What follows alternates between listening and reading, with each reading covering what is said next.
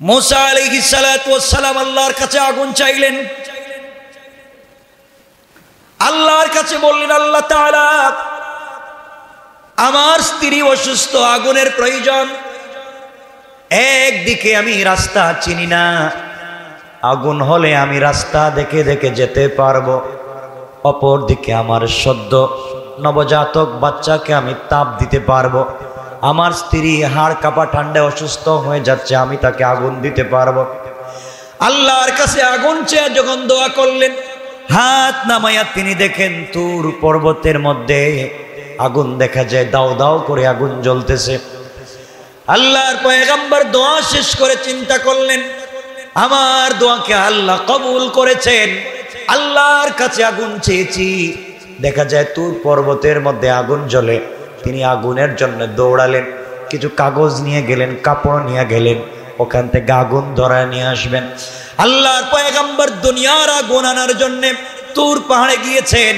তুর পাহাড়ে যাওয়ার পরে নিচে থেকে তাকায়া দেখেন তুর পাহাড়ের উপরে, তুরে সেনা, এই পাহাড়ের উপরে গাছের কাঁচা পাতায় আগুন জ্বলে, কিন্তু পাতা জ্বলে না। আল্লাহু আকবার। গাছের কাঁচা পাতায় কাঁচা ডালে আগুন জ্বলে, কিন্তু পাতা জ্বলে না। তিনি চিন্তা করলেন, যাই হোক আমার তো আগুনের দরকার। তিনি কিছু পাতা নিলেন, কাগজ নিলেন, আগুনে ধরলেন। আগুনের কাছে যত যান আগুন তত পিছনে যায়। মুসা আশ্চর্য হয়ে গেলেন, জীবনে কত আগুন দেখলাম, আগুন তো মানুষকে পাইলে জ্বালায়, আর আগুন আমাকে দেখলে দৌড়ায় কেন? আমি তো আগুন আনতে আসছি। এমন সময় আওয়াজ আসলো, আগুনের ভিতর থেকে আওয়াজ আসছে, গায়েব থেকে আওয়াজ আসছে। কে যেন বলতেছেন, ফালাম্মা আতাহা নুদিয়া ইয়া মূসা ইন্নী আনা রাব্বুক। আল্লাহু আকবার। আল্লাহ রাব্বুল ইজ্জত ওয়াল জালাল বললেন, মূসা আলাইহিস সালাম যখন আগুনের কাছাকাছি গেলেন, যাওয়ার পরে কে যেন ডাক দিয়ে বলছি, ইয়া মূসা, হে মূসা, ইন্নী আনা রাব্বুক, আমি তোমার রব। আল্লাহু আকবার। মূসা বলেন, গেলাম আগুন আনতাম, বউ অসুস্থ, বাচ্চা অসুস্থ, আমি রব, তো কি হয়েছে? মূসা ভয় পেয়ে গেছেন, আনা রাব্বুক, রব, আমি কি করব? এমন সময় আল্লাহ ডাক দিয়ে বললেন, ইন্নী আনা রাব্বুকা ফাখলা'না আলাইকা ইন্নাকা বিল ওয়াদিল মুকদ্দাস তাওয়া। আ মূসা, আমি তোমার রব, তোমার পায়ের জুতা খোলো। ইন্নাকা বিল ওয়াদিল মুকদ্দাস তাওয়া, কারণ তুমি পবিত্র উপত্যকায় তুর সাইনা এসেছো, অবস্থান করতেছো। এই জায়গা অনেক দামি জায়গা, ওখানে আসতে হলে তোমাকে জুতা খুলে আসা লাগবে। কোন সুবহানাল্লাহ। মূসা বলেন, আল্লাহ তুমি যেহেতু আমার ডাকে সাড়া দিছো, আমি জুতা খুলতে রাজি, সব রাজি। আল্লাহ আমারে আগুন দাও। কি দেও? আল্লাহ আমার আগুনের দরকার, আমার বউ অসুস্থ, তুমি আমার আগুন দাও। আল্লাহ রাব্বুল ইজ্জত ওয়াল জালাল মূসার এই কথার জবাবে আল্লাহ বললেন, ওয়া আনা আখতারতুকা ফাসতামি' লিমা ইউহা ইন্নানি আনাল্লাহ। আল্লাহ বললেন, মূসা তুমি মনোযোগ দিয়ে শোনো, তুমি দুনিয়ার আগুন নিতে আমার কাছে এসেছো, আর আমি আল্লাহ তোমাকে নবুয়তের আগুন দিয়ে দিলাম। দুনিয়ার আগুন নিতে আসছো, আমি তোমাকে নবুয়ত দিলাম। আল্লাহ নবুয়ত মানে কি? আমি তোমাকে আজকের থেকে নবী বানাইলাম। নবী ছিলেন বকরি রাখাল, ছিলেন কি? আর তাও কই রাখালি করছেন কোন তো? আরে শ্বশুর বাড়ি, শ্বশুর বাড়ি যদি জামাই থাকে আপনারা কি করেন? ঘর জামাই, গড় জামাই। তো মূসা আলাইহিস সালাম শ্বশুর বাড়ি গড় জামাই ছিলেন, আর শ্বশুরের বকরি রাখালি করতেন। শ্বশুর শুআইব বলছিলেন, তুমি 10 বছর বকরি রাখালি করো, যদি বকরি রাখালি ঠিক মতো করতে পারো, আমার মেয়েকে তোমার কাছে গিয়ে দিই। তিনি বকরি রাখালি করছেন বিদায় মেয়েকে বিয়ে করছেন। তো শ্বশুর বাড়ি গড় জামাই ছিলেন, এখন গড় জামাই থাকতে থাকতে নিজের বাড়িতে যাইতেছেন। তা গড় জামাই মুসা আগুনের জন্য রাস্তায় গেছেন। আল্লাহ বলেন, না, দুনিয়ার আগুন নয়, দোয়া করছো আমার কাছে আগুনের জন্য, আমি আল্লাহ তোমার এই দোয়াকে কবুল করে নবুয়তের আগুন দিলাম। এই আগুনে কি হয়? নবুয়তের আগুন দিলাম, রাস্তা তো পাইবা, আর পৃথিবীর বিশ্ববিখ্যাত একজন নবীও বানাইয়া দিলাম, নবুয়ত দিলাম। সাথে সাথে মুসা আরেকটা জিনিস দিছি। আল্লাহ কি দিছ? কয় তোমার হাত কই? কই তো। কয় হাতটা একটু বগলে দাও তো। কয় দিলাম। আল্লাহ এগুলা কইরা লাভ নাই, আমি রাস্তা অন্ধকার যাইবো কেমনে, এইটা কর। এ আমার হাত বগলে দিয়ে লাভ কি? রাস্তা অন্ধকার, বউ নিয়ে মিশরে যাবো, রাস্তা চিনি না। আপনারে বললাম আগুন, আপনি কোন হাত বগলে দেন। আল্লাহ কয় দেও। মুসা ইসলাম বগলে হাত দিলেন। আল্লাহ এখন কি করবো? কয় বাইর করো। কই না? কয় ভাবে রাখো। মুসা ইসলাম বগল থেকে হাত বের করে ভাবে রাখছেন। রাখতে দেরি হয়েছে, 10 ব্যাটারি লাইটের মতো আলোকিত হয়। আল্লাহু আকবার। আলো হয়ে গেছে। আল্লাহ বলেন, কিও মুসা? আল্লাহ বুঝলাম না, আমার হাতে দেখি এখন আলো।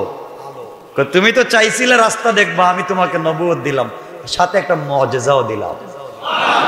তোমার মুজিজা, তুমি রাস্তা যখন চিনো না, বগলে হাত দিও, লাইটের মতো আলোকিত হবে, তুমি 100 কিলোমিটার দেখতে পাবে। আল্লাহ তা তো বুঝছি, এখন কি? আমি এখানে আসছো, নবুয়ত দিলাম, তো এই হাতে কি রাখছো? আল্লাহ এই যে একটা দেখতেছেন। কইটা কি? কইটা লাঠি। লাঠি নিয়ে আসছো কেন? আল্লাহ আমি তো বকরি রাখাল, লাঠি ছাড়া থাকতে পারি না। কারণ বকরি এমন এক চিজ, বুঝেন তো, মানে আপনি যাই তার কোনোরে বুঝাইতে পারবেন না। এর জন্য সকল পয়গম্বরকে দিয়ে আল্লাহ বকরি রাখাইছেন, মাইন্ড সেট আপ করছে। তো আল্লাহ বলছেন, মুসা বকরি রাখালি করে এটা দিয়ে কি করো? আল্লাহ ওরা তো কথা শোনে না, মাঝে মাঝে পিটাই, গাছ থেকে পাতা এনে ওদেরকে খাওয়াই। উল্টাপাল্টা রাস্তা হলে একটু লাঠিতে ভর দিয়ে হাঁটি, আর মানুষ যদি আমার সাথে উল্টাপাল্টা করতে সাইজও করি। আল্লাহ বলেন, মুসা কি তোমার কাজ শেষ করলা? আর কি, এটা তো নিজের হাতে বানাইছে। আল্লাহ কয় আরো আছে। আর আছে মানে কি? আর তো কিছু হয় না। ছাড়ো না নিচে, লাঠি নিচে দিমু কেন? রাখো। মুসা আলাইহিস সালাম নিচে রাখছেন, অজগর সাপ হয়ে গেছে। আল্লাহু আকবার। মুসা কয়, আল্লাহ আমার কোন বিপদে ফেলাইছো? আমার বউ অসুস্থ, আসছিলাম আগুনের জন্য, এখন কোন বিপদ? হাতের লাঠি, এখন সাপ। আল্লাহ কয়, মুসা এটার মুখে ধরো। আপনি কোন কি? সাপ তো আমি ভয় পাই, আর তো লেজেও ধরতে পারি না, আর আপনি এখন মুখে ধরো। আল্লাহ যে মুটা হা করছে, আমার তো খায় ফেলাইব।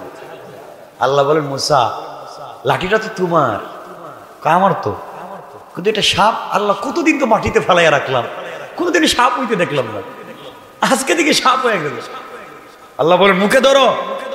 আল্লাহ আমার যদি খায় ফেলা, কই ইমান তো আমার উপরে আছে, আমি তো নবুয়ত দিছি। আল্লাহ আমি কিন্তু ধরলাম, হাত যদি আমার কিছু হয় কিন্তু খবর আছে। মুসা কি ঠান্ডা মানুষ?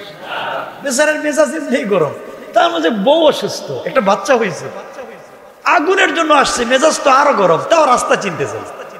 এর মাঝে আপনি বলতেছেন ধরার জন্য, আমি ধরতেছি, কিন্তু আমি চক্ষু বন্ধ করে ধরতেছি। মুসা আলাইহিস সালাম চক্ষু বন্ধ করে সাপের মুখে ধরছে, ধইরা দেখে লাঠি। আল্লাহ আমার এদিকে কি শুরু করলেন এটা আপনি? এই সাপ, এই লাঠি, আমি এখন কি করবো? আল্লাহ বল, মুসা নবুয়ত দিলাম, যাও তওরাত নিয়ে যাও।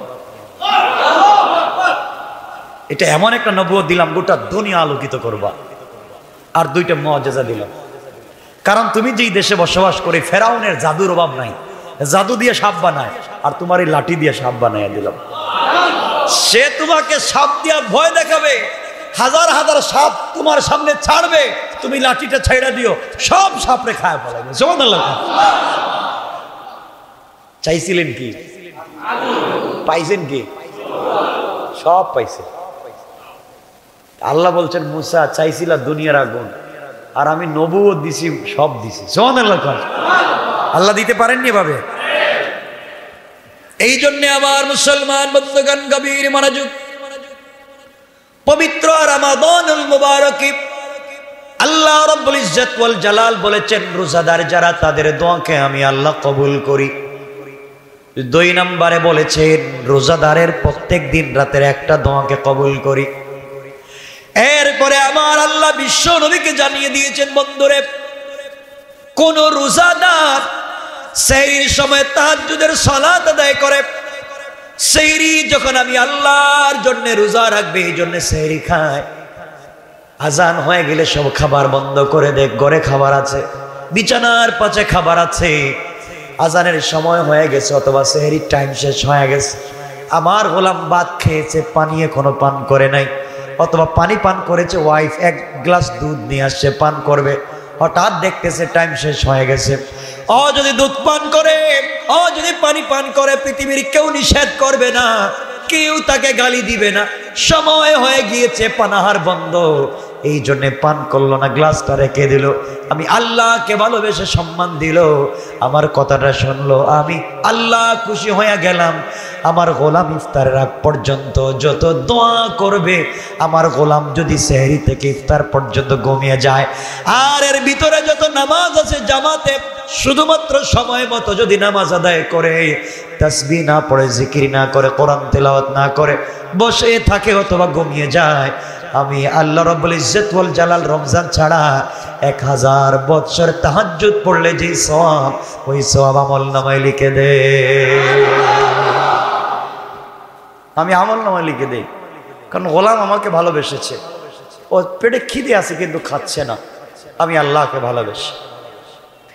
আল্লাহ রাব্বুল ইজ্জত ওয়াল জালাল বললেন, এইভাবে আমার গোলাম যখন আমার জন্য হয়ে যাবে, দুনিয়ার জমিনের সবকিছু ভুলে যায়, আমি আল্লাহর প্রেমে পাগল হয়ে গোলাম পড়ে থাকে, এইভাবে যখন কষ্ট করে, আমি আল্লাহ রাব্বুল ইজ্জত ওয়াল জালাল কথা দিলাম, ইফতারের সময় যখন গনিয়ে আসে, আর যদি ইফতারের সঙ্গে অন্য কাউকে ইফতার করায়, 1 গ্লাস পানি, একটা খেজুর অথবা যে কোনোভাবে ইফতার করায়, আমি আল্লাহ রাব্বুল ইজ্জত ওয়াল জালাল ঘোষণা করলাম, ওই বেচারা রোজা রেখে যত সওয়াব লাভ করেছে, আমি আল্লাহ ইফতার করানোর কারণে ওই পরিমাণ সওয়াব তার আমলনামায় লিখে দিলাম।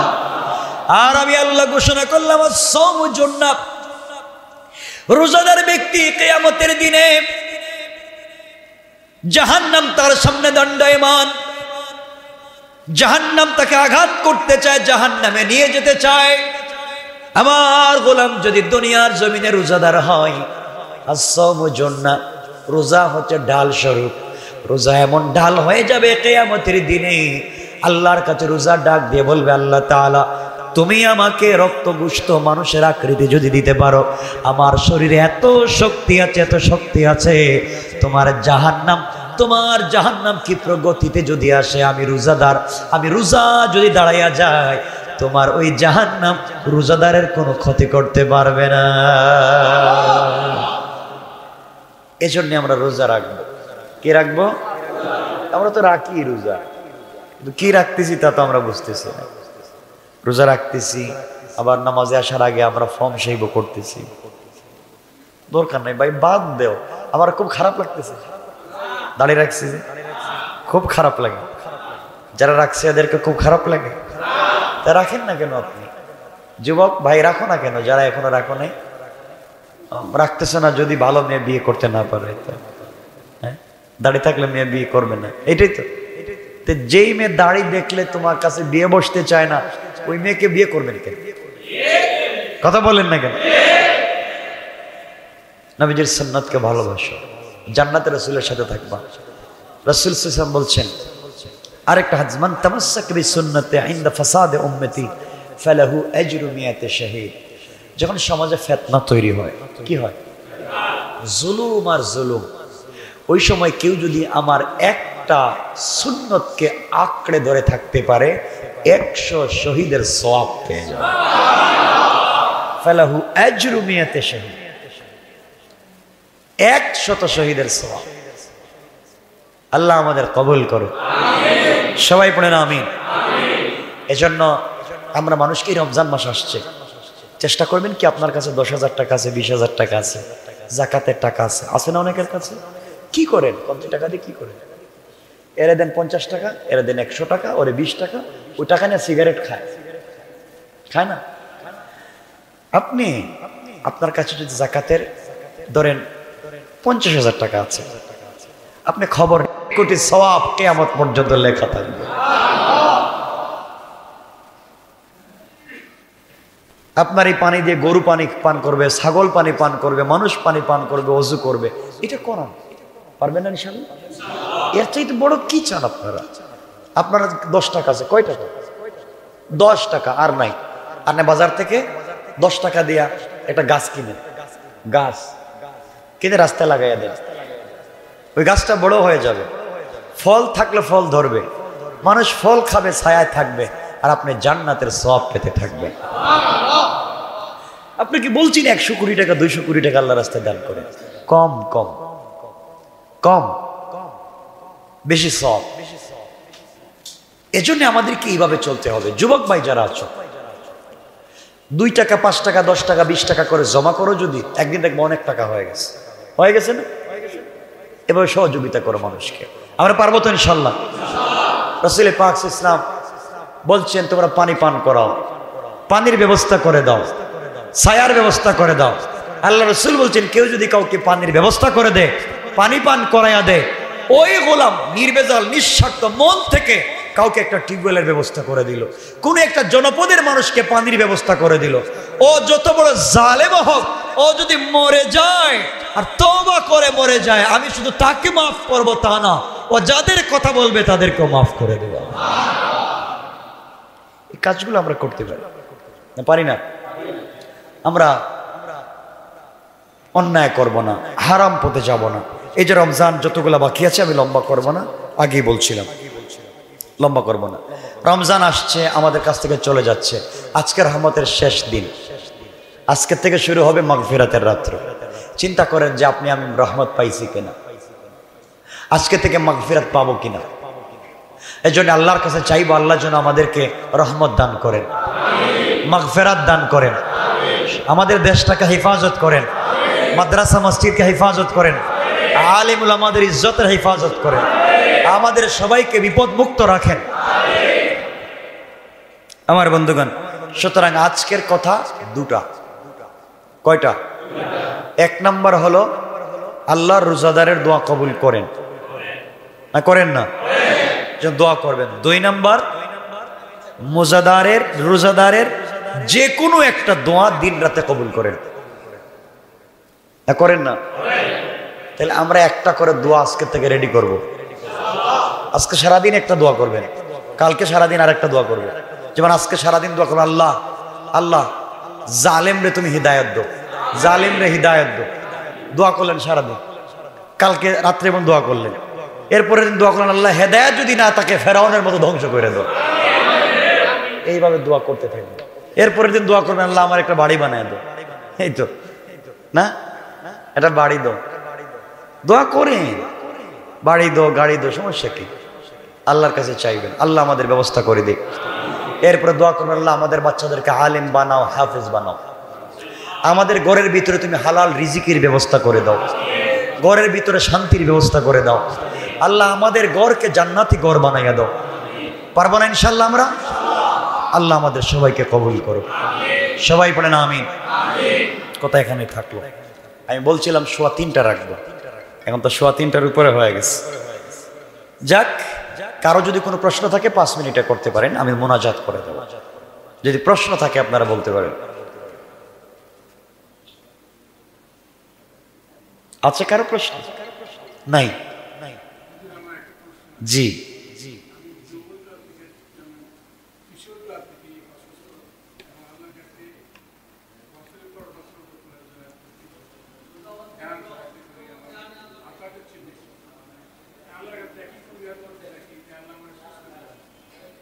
আচ্ছা আচ্ছা, সুস্থ তো আপনি? আপনি তো অনেক সুস্থ। আপনি চিন্তা করতেছেন মেডিকেল যারা ভর্তি আছে এরা রাস্তায় হাঁটতে পারতেছে না, বিভিন্ন পঙ্গু হাসপাতালে যারা আছে এরা বিপদে, অনেক করোনায় আজকে শ্বাস অক্সিজেন বোতল লাগাই রাখছে, কাজ হচ্ছে না। আল্লাহ আপনাকে আমাদের কাছে নিয়ে আসছেন, আলহামদুলিল্লাহ। আপনি সুস্থ, আপনি এখনো দাঁড়িয়ে নামাজ পড়তে পারতেছেন। আর কত মানুষ হসপিটালে, আলহামদুলিল্লাহ। এরপর আল্লাহ ভালো রাখছে। আমরা দোয়া করবো আল্লাহ যেন মৃত্যু পর্যন্ত আপনাকে এইভাবে দাঁড়াইয়া নামাজ পড়ার তৌফিক দেন। দোয়া করে দিন। দরকার কি? দিবেন, নিবেন, না নেওয়া না দেওয়াই ভালো। ইফতার করে নেন আর দেন, ঠিক আছে? আচ্ছা, কারো কিছু দেখেন প্রশ্ন যদি থাকে বলেন, নাইলে আমি মোনাজাত করে দিই।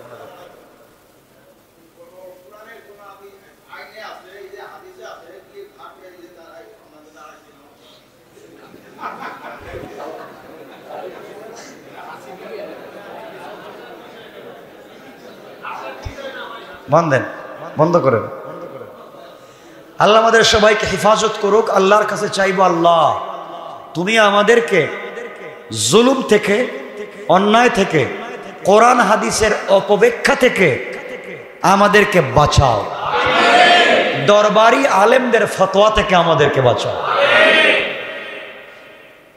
আর কি জানবেন বলে? কে এখানে দাঁড়াইছিলেন?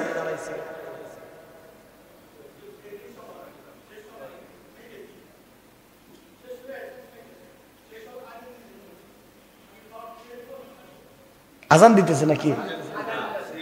মুখের ভিতরে খাবার থাকলে ফালাই দিবেন, মুখের ভিতরেও খাবার থাকলে ফালাই দিবেন, কারণ আজান অনেক আগে ওয়াক্ত শেষ হয়ে গেছে, সেহরির টাইম শেষ হয়ে গেছে।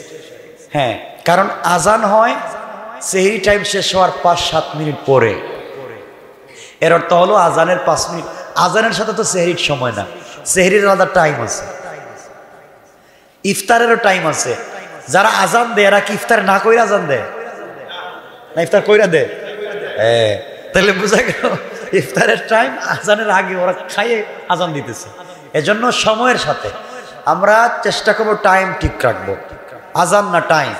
ঠিক আছে ইনশাআল্লাহ। আর কারো প্রশ্ন বলবেন? আমরা মোনাজাত করবো আজকের দোয়াকে যেন আল্লাহ কবুল করে।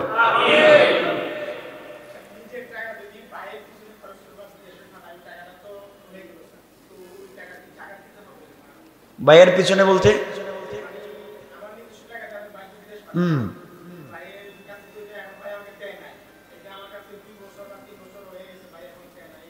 এটা কি দিব কোনো দিন?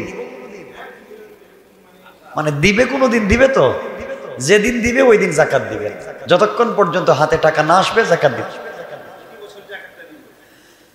এখন তো উনি একসাথে নাও দিতে পারে, 5,000 করে দিতে পারে, 300 করে দিতে পারে। হ্যাঁ হ্যাঁ,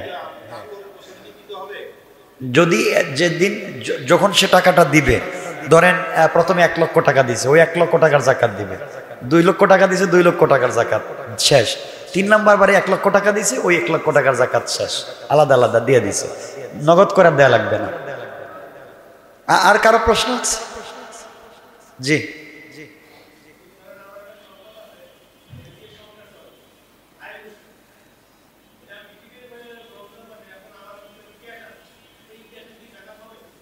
জাকাতের জন্য শর্ত হচ্ছে 1 বছর সম্পদের হিসাব ঠিক থাকা লাগবে। বছরের মধ্যখানে যদি চলে যাও, যেদিন থেকে শুরু হয়েছিল আবার 1 বছর শেষ হলে ওই জাকাত নেশাব পরিমাণ মাল থাকা লাগবে। এখন যদি থাকে 1 বছর পর্যন্ত জাকাত লাগবে। হুট করে আজকে 100 কোটি টাকার মালিক হইলাম, 15 দিন পরে 1 টাকাও নাই, তার জাকাত লাগবে না। জাকাতের জন্য 1 বছর নেশাব লাগবে, 1 বছর। আর কারো কিছু জানার আছে? হ্যাঁ,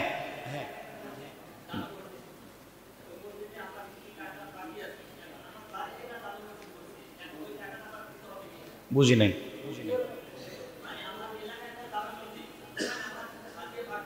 মানে আপনি বলছিলেন মসজিদে টাকা দিবেন,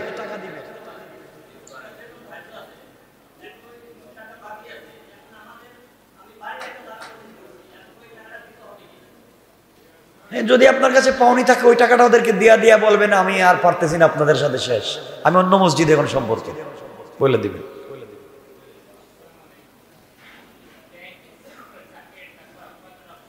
বুঝি নাই। আচ্ছা, ব্যাংকিং সেক্টরে চাকরি করা কতটুকু সঠিক এটাই? আচ্ছা, পৃথিবীতে যত ব্যাংক আছে সব এক হুকুমে চলে, বিশ্ব ব্যাংকের অধীনে, তার মূল নীতিতে।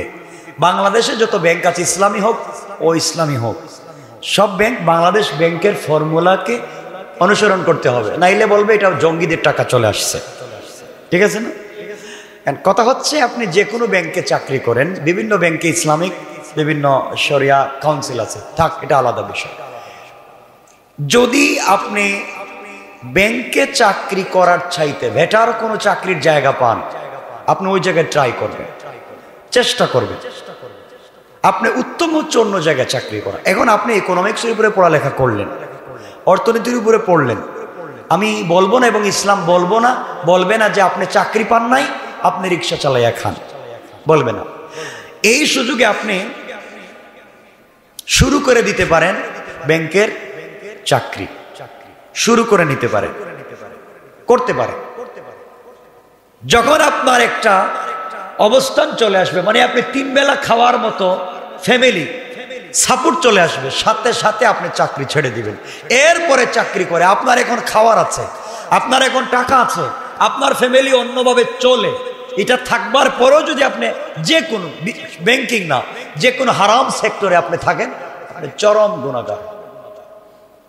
কথা বুঝতে পেরেছেন? যেমন আপনি নামাজ পড়ার জন্য মসজিদে আসছেন, মাগরিবের নামাজ, প্রস্রাবের বেগ আছে, কঠিন বেগ, আপনি নামাজে দাঁড়িয়ে গেলেন, ফরজ আদায় হয়েছে, কিন্তু কেন আপনি প্রস্রাব করে আপনি এসে নামাজে দাঁড়ালেন না? এজন্য গুনাহগার হবেন। প্রস্রাব করে এসে যদি আপনার জামাত চুইলেও যাইতো, আপনি সওয়াব পাইতেন, কিন্তু এই কষ্ট করার কারণে ফরজ আদায় হয়েছে, কিন্তু আপনার অন্যায় করার কারণে গুনাহ হয়েছে। যদি সুযোগ থাকে আপনি এটাকে বাদ দিয়ে দিতে হবে। আর কারো প্রশ্ন আছে?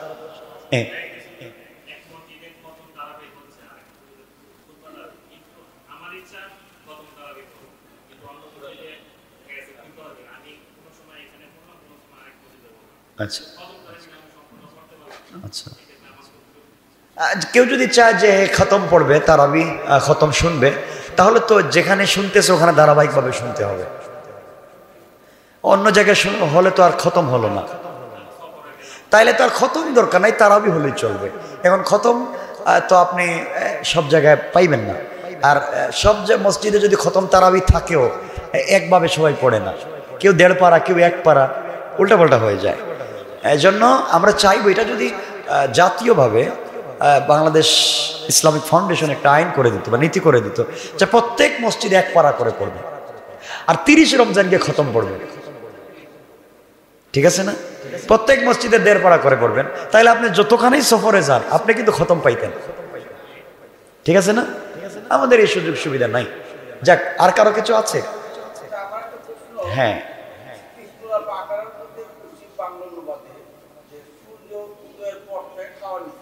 আচ্ছা আচ্ছা, এই যে আয়াত খাইতুল আবিয়াজ মিনাল আসওয়াদে, এইভাবে একটা আয়াত আছে বা একটা কথা আছে, অন্ধকার সাদা কালো পশম অথবা এই সেই, এগুলা ছিল ইসলামের প্রাথমিক যুগে, এখন এগুলো আর নাই। মা কোরআনে আয়াত আছে, মা নানসাখ মিন আয়াতিন আও নুনসিহা, না নুনসিহা না, কোরআনের আয়াতে আল্লাহ বলছেন মা নানসাখ মিন আয়াতিন আও নুনসিহা নাতি বিখায়রিম মিনহা ও মিসলিহা। আল্লাহ বলছেন আমি অনেকগুলো বিধানকে অনেক সময় রহিত করে দিই, অনেকগুলো বিধানকে মানসুখ করে দিই, এবং নতুন করে অনেকগুলো বিধানকে আমি দিয়ে দিই।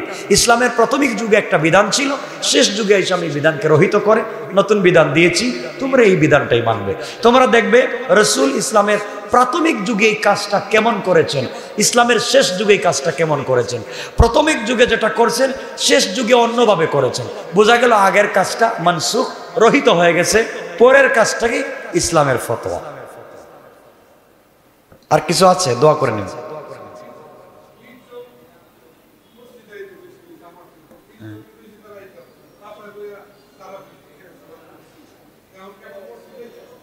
পড়বেন পারবেন, পড়বেন ইনশাল্লাহ, পড়ে নেবেন, পড়বেন। আর কারো তাড়াতাড়ি? হ্যাঁ,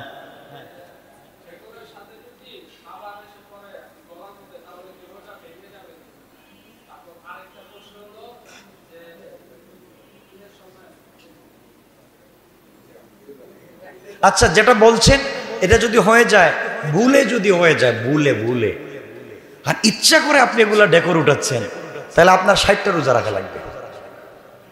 কয়টা রোজা? 60টা রোজা রাখা লাগবে, ইচ্ছা করে যদি এটা করেন। আর এমনি যদি ভুলে উঠে গেছে কোনো সমস্যা নেই।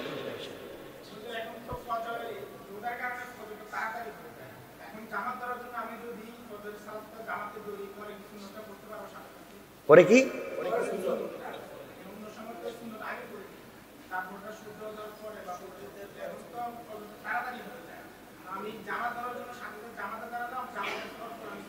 হ্যাঁ, পরে নিবেন, একটু পরে পড়েন, একটু পরে 20-25 মিনিট পরে পড়ে নিন।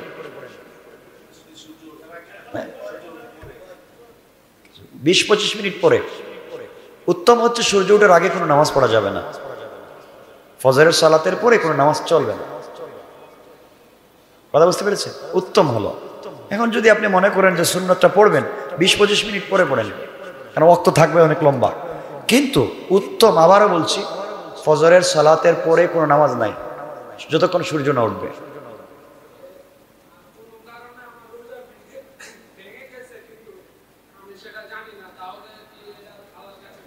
জানো না তো, তোর নাই, জানছো তো কেমনে জানলা?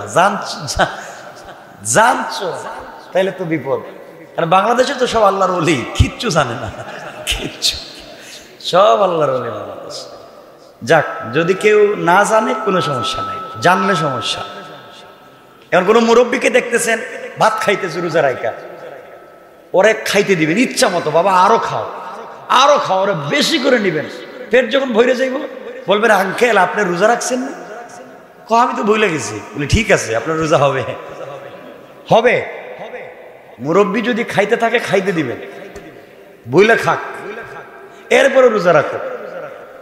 আর কারো কিছু জানার আছে?